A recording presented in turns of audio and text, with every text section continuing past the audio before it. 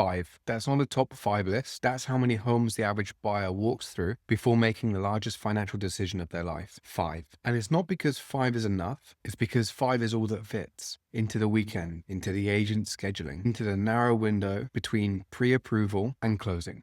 The human bottleneck isn't the desire, it's bandwidth. And I don't think people realize what that means economically, because that bandwidth constraint, one agent, one car, one afternoon, one set of eyes, is the entire reason a $70 billion commission structure exists. You're not paying 5% for access to listings. The listings are free.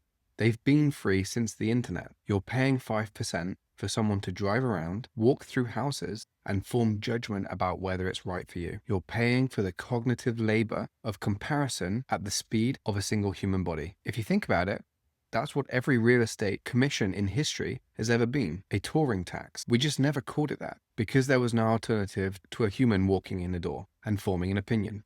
And we never questioned that the biggest purchase of your life gets filtered through 5 data points.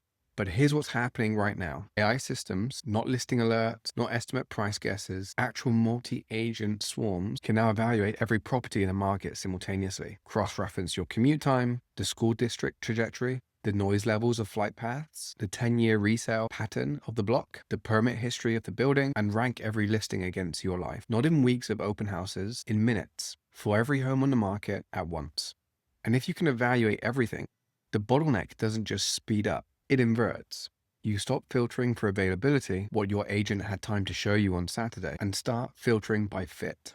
The listing on a street that you've never heard of, in a neighborhood your agent doesn't cover, that happens to be 9 minutes from your office, in a school district that's trending upwards, suddenly visible. And if that's your process, while your competitor is still touring 5 homes and hoping for the best, they're not just less informed, they're pushing a worse decision on a $300,000 to $500,000 asset.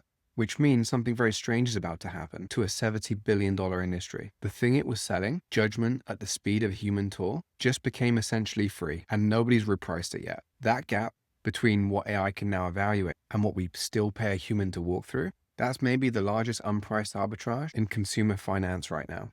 And we're all just still choosing from 5.